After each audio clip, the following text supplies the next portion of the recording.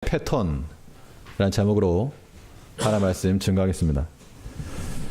제가 문제를 하나 낼 테니까요. 맞춰보시고, 아니, 문제 맞추는 게 아니고 제가 맞추겠습니다. 이제 흔히 마술 그러죠, 마술. 제가 마술 하나 보여드릴게요. 자, 1부터 9까지 숫자가 있는데, 이거 다 예전에 방송에 나왔던 겁니다. 1부터 9까지 숫자가 하나 있는데요. 그 중에 하나를 마음속으로 한번 생각해 보세요. 1부터 9까지. 아무거나 상관없습니다. 1부터 9까지. 자, 생각하셨으면 이번에 그 숫자에다가 9를 곱해보시죠. 9 곱하기 9. 너 곱하기 못하는데 괜찮습니다. 곱하기 못하면 그냥 9라고 생각하세요. 9. 숫자를 정하고 9를 곱하셨습니까? 그러면 아마 두 자리 숫자가 나오셨을 텐데 그 수를 더해보세요. 예를 들어서 25면 2하고 5를 더하는 거죠. 자, 9를 곱해서 두 수를 더하셨습니까?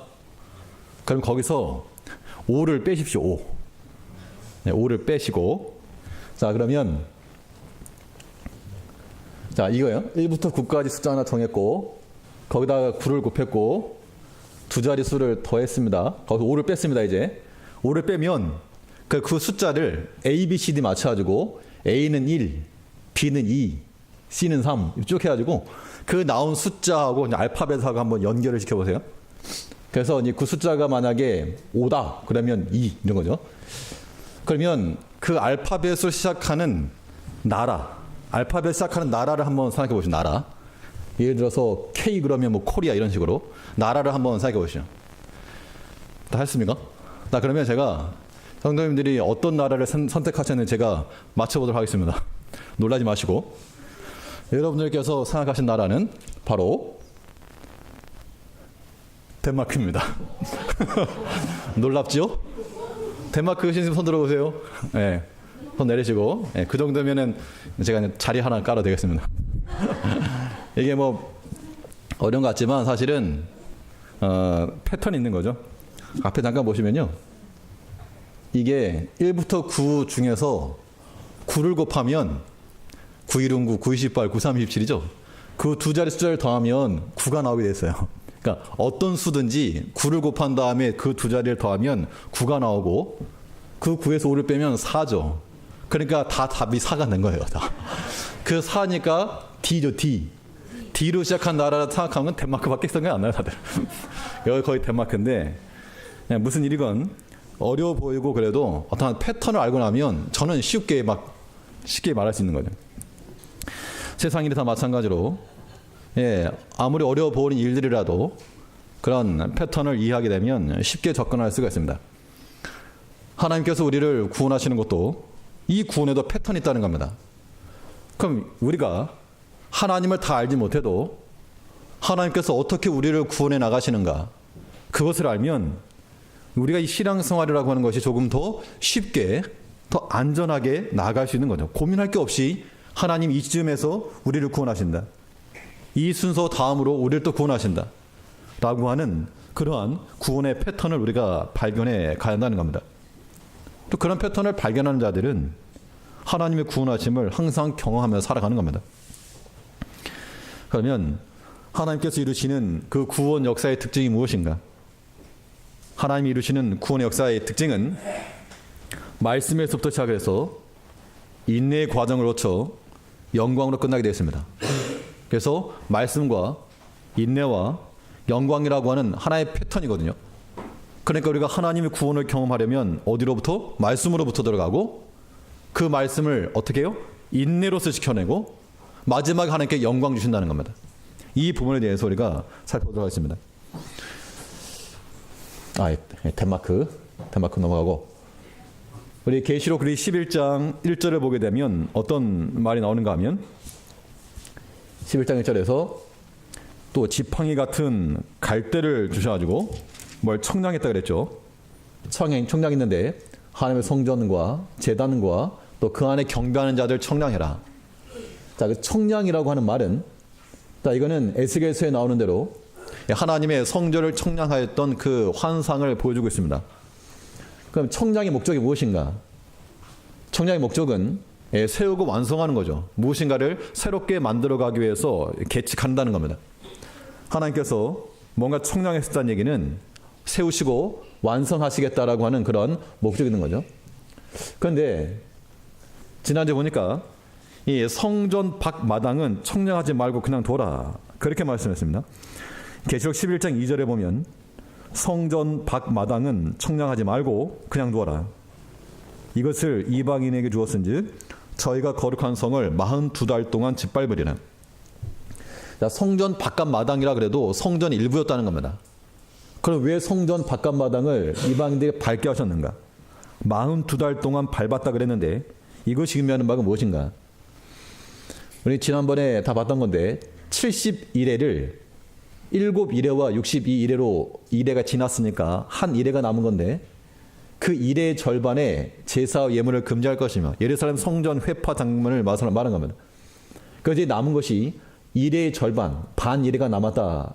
그 도시를 가지고 42달, 3년 반, 한때, 두때, 반때, 1260일 다 같은 말을 그랬죠. 오늘 본문에서는 사흘 반이라고 나오는데 다 같은 개념입니다. 근데 이 2절에서 성전 밖 마당을 이방인에게 주어서 밟게 만들었다. 그러면 하나님의 백성들이 밟힌다는 얘기죠. 몇 달 동안? 42달 동안.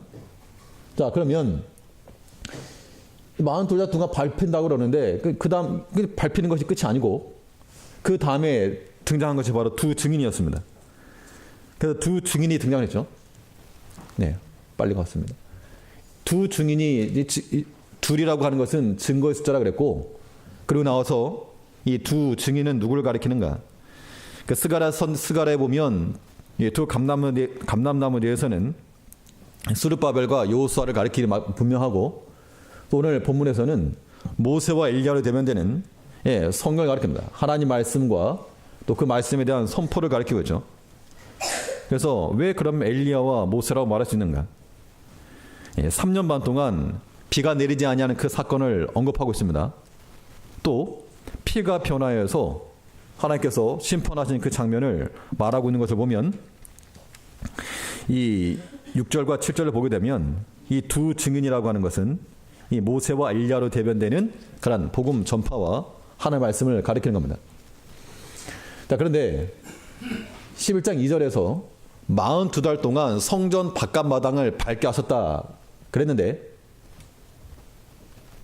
11장 3절에 보면 그 두 증인이 1260일을 예언한다 그랬습니다. 1260일. 1260일 예언할 것이라. 그러니까 이방인들이 성전을 짓밟는 42달과 1260일 같은 기간이죠. 그 42달 동안 이방은 성전을 밟으려고 해도 두 증인의 입에서 나오는 증거의 말씀을 가지고 1260일 동안 그 이방인이 밟으려고 하는 그 기간 동안 그 예언의 말씀을 가지고 대응하고 방어하고 살아가야 될 것이 우리에게 요구되었다는 겁니다. 두 증인의 실체라고 하는 것은 두 감람나무, 이거는 뭐 지난주에 했던 거니까요. 자, 이건 그러니까 결론을 말하면 이 일곱 촛대는 일곱 교회라 그랬고, 또 두 감람나무 촛대는 오늘날 복음 전파를 하는 하나님의 교회라고 우리가 볼 수가 있겠습니다. 근데 하나님께서 이제 이게 끝이 아니고 여기서부터 두 증인이 하나님 말씀을 증거했습니다. 그러면 이 하나님의 선포된 말씀에서부터 구원의 역사가 시작되는데 무슨 일이 벌어졌는가? 이 계시록 10장에서 보면 힘센 천사가 펴놓인 책을 들고 나왔죠. 또 11장에서는 이 두 감람나무 촛대를 통해서 위로부터 주어지는 이 선포되는 말씀을 말하고 있는 겁니다. 그 앞에 6 나팔이 울리기까지 여러 가지 재앙이 있었는데 그 재앙을 통해서도 사람들이 회개하지 않았습니다. 그런데 10장에서 천사가 준 책을 받아먹었고 11장에서 두 증인이 증거한 그 복음의 말씀을 통해서 남은 자들이 하나님께 영광을 돌렸다. 회개하고 돌이킨 그 장면이 나오고 있습니다. 결국 이 하나님의 구원 역사는 다른 곳으로 되는 것이 아니고 오직 펼쳐진 하나님의 책과 그 책에서 나오는 증거의 말씀, 그 말씀을 통해 하나님께서 우리를 구원해 나가신다는 겁니다. 그러므로 우리가 하나님의 구원에 경험하려면 반드시 하나님의 말씀을 펼쳐야 되고 그 증거의 말씀을 들어야 됩니다. 그 말씀이 우리를 살리는 겁니다. 그런데 오늘 보셔야 될 게 무슨 말인가 하면 하나님의 구원의 역사가 말씀에서부터 출발하는데 그 과정이 있어요. 과정. 이게 이제 중요한 겁니다. 우리가 보통 하나님 말씀 들으면 은혜를 받으면 상당히 기쁩니다. 마음의 흡족함도 있고. 근데 문제는 뭔가 하면 마치 길거리에 있는 씨앗을 새가 와서 먹어버린 것 같이 우리가 들은 말씀을 금방 잊어버린다는 얘기죠. 우리가 하나님의 말씀을 전한 대로 들은 대로만 살면 정말 성인 구자들 다 될 텐데 그렇지 못한 이유가 무엇인가 하면 이 두 증인을 통해서 복음이 전파되었는데 그 이후에 전쟁이 벌어지고 있습니다. 11장 7절을 보니까 11장 7절에서 같이 한번 읽으시죠. 11장 7절. 자, 시작 앞에 있는 거. 저희가 그 증거를 마칠 때 무조갱으로부터 올라오는 짐승이 저희로 더불어 전쟁을 일으켜 저희를 이기고 저희를 죽일 터인지. 영적 싸움이 벌어지고 있다는 겁니다. 그 두 증인이 증거를 마칠 때 뭐 설교 끝났다 그 얘기죠. 그 증거를 다 마쳤으니까 하나님의 말씀이 나타난 거죠. 그 말씀 듣고 얼마나 우리가 은혜를 받고 소망이 생겼습니까? 그런데 그 증거가 마칠 그쯤에 무조갱으로부터 올라온 짐승이 전쟁을 일으켜가지고 우리 믿는 백성들의 마음을 어지럽히기도 하고 은혜를 다 쏟아버리기도 하고 말 그대로 전쟁을 전쟁. 우리가 예배 끝나고 나서 마음이 막 뒤집어질 때 많이 있죠. 예배 잘 들으고 나서 막 이렇게 혈기가 나올 수도 있고 그게 다 이 영적 전쟁이기 때문에 그렇습니다. 이런 것도 우리가 주의해야 되죠. 11장 8절에서는 자 그래서 전쟁이 있어서 어떻게 되었는가. 이 증인이 증거를 다 마쳤는데 전쟁이 나와가지고 저희를 이겼다. 그래서 마치 죽은 자와 같이 되었다 그랬습니다. 그래서 8절을 보게 되면 저희 시체가 큰 성길에 있으리니 그 성은 영적으로 하면 소돔이라고도 하고 애굽이라고도 하니 곧 저희 주께서 십자가에 못 박히신 곳이니라. 결국 두 증인이 증거를 하고 죽었습니다. 근데 어디 그 죽은 자리가 어디인가? 그 시체가 장사되지 못하고 그냥 성길에 그대로 쓰다. 어디서 죽었는가? 예수께서 십자가에 못 박히신 곳이다. 결국 이 두 증인이 죽은 자리는 세상 가운데입니다. 주의 말씀을 핍박하던 그 세상 가운데서 마치 쓰러져서 길거리에 팽개쳐져 있는 그런 해골과 같이 저렇게 내팽개져 있었다는 거죠. 지금도 그렇지만 그 당시 중동 지역에서 사람이 매장 나가지 못하고 그 시체를 장사 지내지 않은 것은 가장 큰 모욕이라 그럽니다. 지금도 우리가 어디 시신 한 구라도 있으면 뭐 유해를 발굴을 하고 그런 것 같이 그냥 길바닥이나 땅바닥에 시체가 있다는 거 이거는 큰 모욕적인 거죠. 그런데 하나님의 말씀을 증거했던 두 증인이 하나님의 말씀을 전했음에도 불구하고 무조갱으로부터 올라오는 짐승으로부터 공격을 받아가지고 마치 죽은 자와 같이 그 시체가 성에 쌓였다는 겁니다. 그래서 마치 저렇게 희망력이 하나도 없는 해골과 같이 저 상태가 된 거죠. 11장 9절을 보게 되면 9절에서 백성들과 족속과 방언과 나라 중에서 사람들이 그 시체를 사흘 반 동안 목도하며 무덤에 장사하지 못하게 하려다. 이겁니다.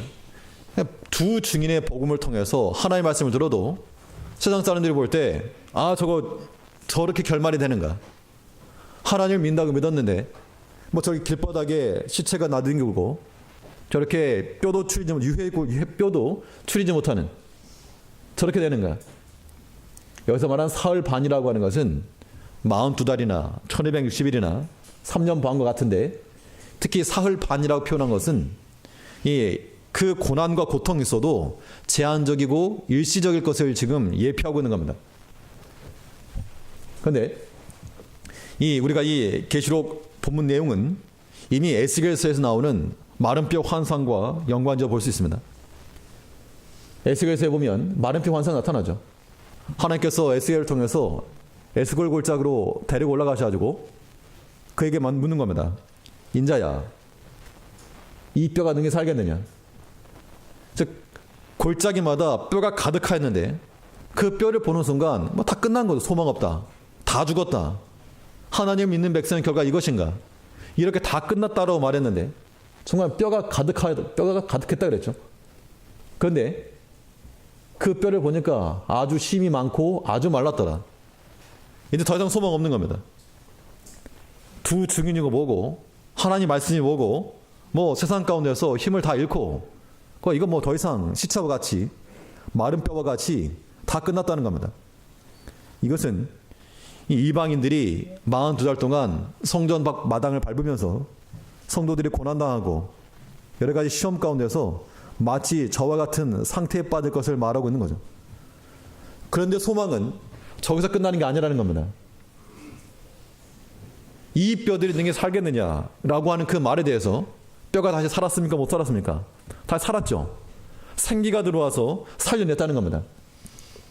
에스겔 37장 5절에서 주 여호와께서 이 뼈들에게 말씀하시기를 내가 생기로 너희에게 들어가게 하리니 너희가 살리라.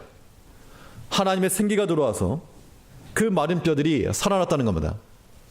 똑같은 모양이 오늘 본문 계시록 11장 11절에서 두 증인의 증거로 그들이 죽고 말았는데 3일 반 후에 11장 11절 우리 한번 같이 읽으시죠. 11장 11절 시작. 3일 반 후에 하나님께로부터 생기가 저희 속에 들어가매 저희가 발로 일어서니 구경하는 자들이 크게 두려워하더라. 마치 에스겔 선지자가 보았던 것 같이 마른 뼈들이 가득해서 다 끝났다, 소망 없다, 하나님도 능히 이제 어찌할 수 없다 라고 말할 수밖에 없는 그 상황 가운데서 하나님께서 에스겔에게 그 생기를 불어넣으셔서 그 하나님의 군대가 일어난 것을 보게 하신 것 같이 세상 가운데서 이미 죽었던 그 두 증인에게 다시금 생기가 들어가게 하셔서 저희가 일어섰다는 거예요. 일어섰다. 그러니까 그걸 보는 자들이 크게 두려워하였다. 이것이 하나님을 믿는 백성들의 과정이요 결과라고 하는 겁니다. 이 말씀을 보고 우리가 감격하지 않을 수 없는 겁니다. 지금 이 말씀 들으면서 아무 생각 없으면 상당히 곤란한 겁니다. 정말 이거는 소름이 돋을 정도의 그런 말씀이 돼야 돼요. 우리 하나님 말씀 붙들고 살아간다라고 하는 것이 이 땅 가운데서 아무 힘이 없어 보입니다. 말씀대로 살아간다 그래도 누가 하나 알아주는 거 아니고 도리어 바보 같아 보이고 손해보는 것 같아 보이고 그렇게 해서 우리 심령이 마치 마른 뼈와 같이 다 쓰러졌어도 하나님의 생기가 들어오게 되면 우리가 다시 산다는 겁니다. 이것이 성도의 권세요 또한 성도의 영광인 겁니다. 하나님의 구원 역사는 선포되어진 말씀에서부터 시작을 해서 그러니까 이 과정이라고 하는 것이 하나님의 생기가 들어오기까지는 인내의 과정. 내가 살아야 되겠다 해서 사는 게 아니고 하나님께서 생기를 불어넣으셔서 그들로 하여금 살겠다는 겁니다. 하나님의 말씀을 대적하는 사탄은 지금도 역사합니다. 지금도. 사탄이 무슨 머리에 뿔 달린 그런 마귀로서가 아니고 광명한 천사로 가정하여서 혹 우리의 동료와 같이 우리의 가까운 친한 친구와 같이 그렇게 있으면서도 하나님의 말씀을 대적하게 만드는 겁니다.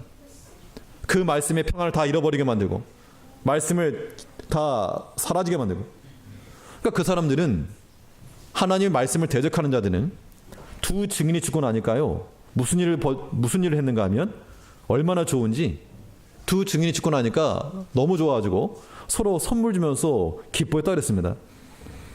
10절을 보니까 이 두 선지자가 땅에 거하는 자들을 괴롭게 함으로 땅에 거하는 자들이 저희 죽음을 즐거워하고 기뻐하여 서로 예물을 보내리라 하더라.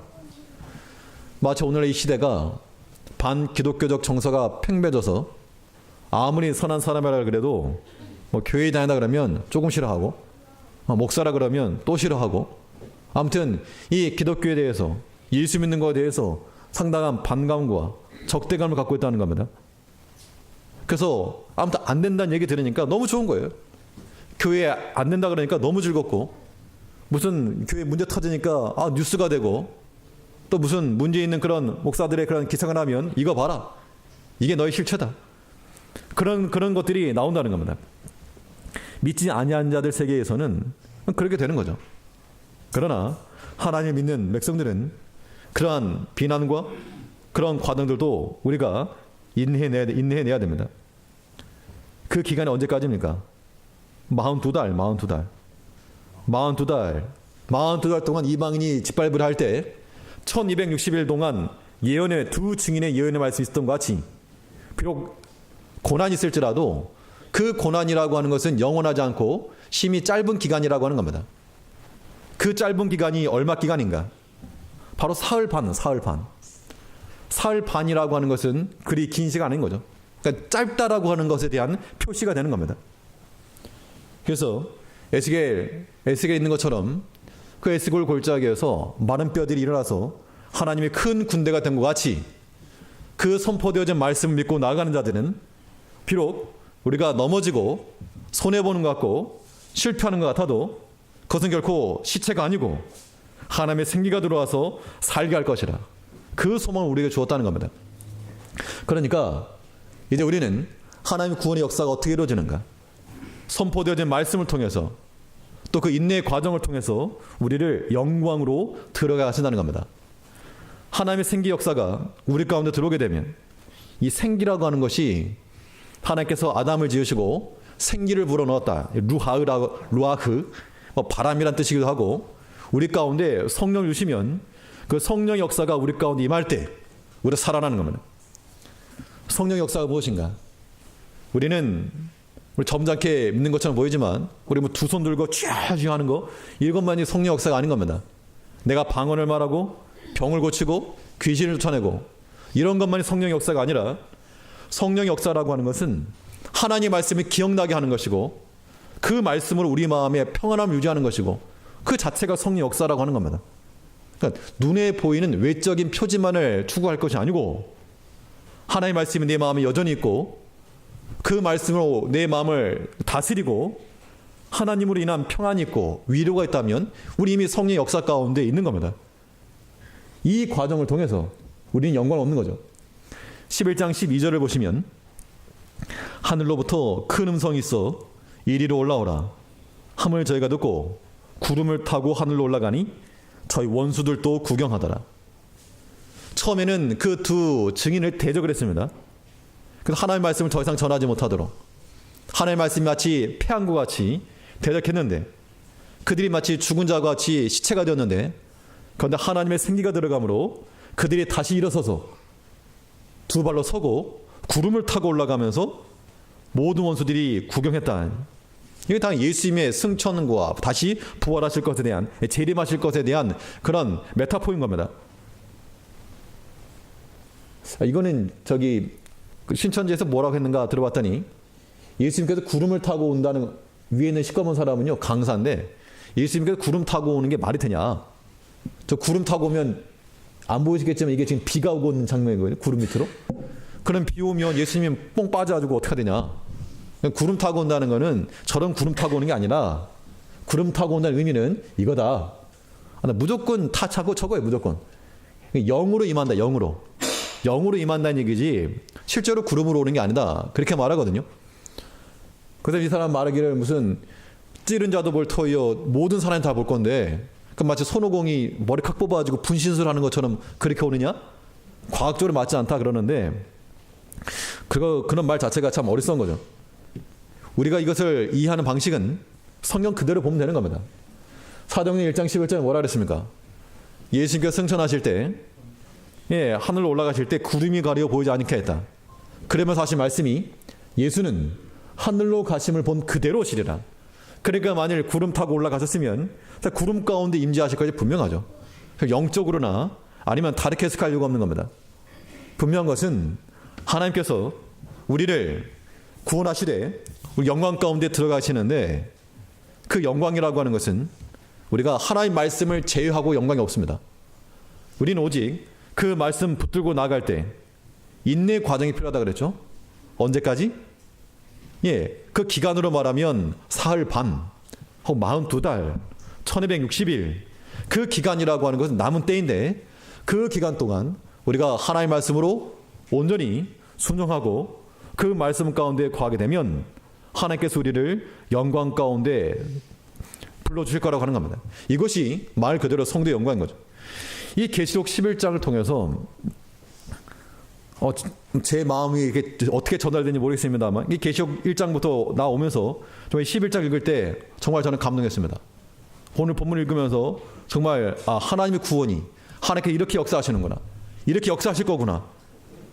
이제 우리가 비록 이 두 증인의 그 하나님의 말씀이 우리에게 아무 소용없는 것처럼 보여도, 뭐 더 이상 해도 소용없는 것처럼 보여도 하나님의 생기가 들어가는 그때에 다시 살아날 것이라. 하나님의 그 능력이 다시금 나타날 것이라.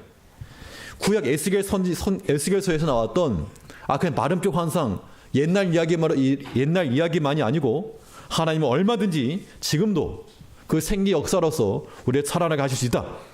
그 믿음이 우리 가운데 필요한 겁니다. 그러니까 하나님의 그 말씀 역사가 일어난 순간 어떤 결과가 벌어졌는가? 우리 13절을 보시면 계시록 11장 13절에서 그 시에 큰 지진이 나서 성 10분의 1이 무너지고 지진에 죽은 사람이 7천이라. 그 남은 자들이 두려워하여 영광을 하늘의 하나님께 돌리더라. 이 죽은 사람이 7천이라. 이 말은 그 구약에 보면 바알에게 무릎을 꿇지 않고 남아있은 자가 7천이라 이 말 나오죠. 꼭 이건 7천명 그런 걸 의미하지 않고 하나님께서 남겨놓으신 사람은 전체적인 충만한 수. 여기도 마찬가지로 이 7천이 죽었다는 얘기는 하나님의 온전한 심판을 가리키는 겁니다. 그런데 이 사건이 있은 후에 그 남은 자들이 두려워하여 하나님께 영광을 돌리더라.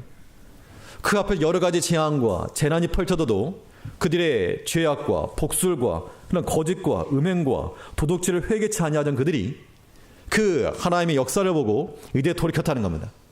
이제 점점 하나님의 구원의 역사, 구원의 시계는 흘러가고 있고 이 마지막 때는 분명히 다가오는 겁니다. 이 계시록을 통해서 우리가 어떤 무서워해라, 두려워해라 이런 목적으로 계시록이 주어진 것이 아니고 이 교회와 성도들의 위로로서 너희가 어떠한 시각을 가지고 살 것인가? 이 땅이 영원하지 않다. 이제 우리는 다가오는 주의 나라를 위해서 살아야 된다. 비록 믿음 가지고 살다가 고난당하더라도 두려워하지 말고 염려하지 말아라. 하나님이 이기신다. 하나님의 교회는 승리한다. 성도는 결코 하나님 안에 있으면 죽지 않는다. 라고 하는 그런 이 구원과 부활의 능력을 우리에게 보여주고 있다는 겁니다. 이 한 주간 믿음을 살아가면서 우리가 뭐 예수님의 고난주간 부활주일 말하지만 말로만이 아니고 실질적인 그러한 고난의 과정을 거쳐 다시 살아나는 그 부활의 영광을 얻기 위해서 고난도 지나가고 하나님이 주시는 그 생기 역사와 성령의 역사 안에서 온전히 살아가는 우리 믿음의 성도님들 다시 바라겠습니다. 네, 기도하겠습니다. 우리를 사랑하신 아버지, 하나님께서